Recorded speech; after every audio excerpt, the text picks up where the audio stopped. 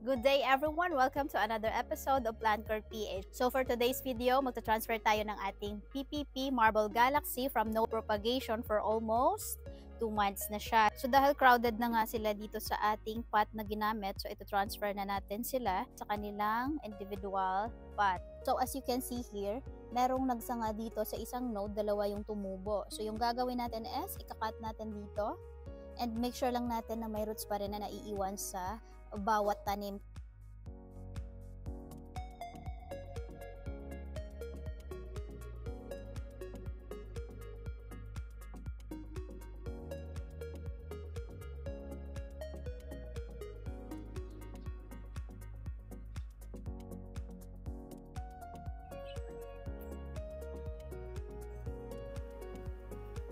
And now, meron na tayong top cut ng ating Marble Princess. So, ito-transfer na natin siya gamit ang ating white sphagnum moss. So, isi-soak lang natin yung ating white sphagnum moss sa ating water para magkaroon siya ng moisture.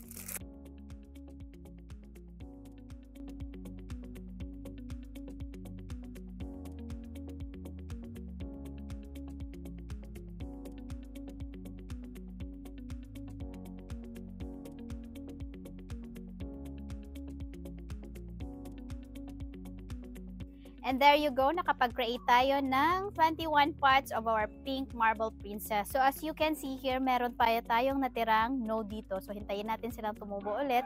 Pwede natin silang i-transfer into individual pot. Thank you for watching. Bye-bye!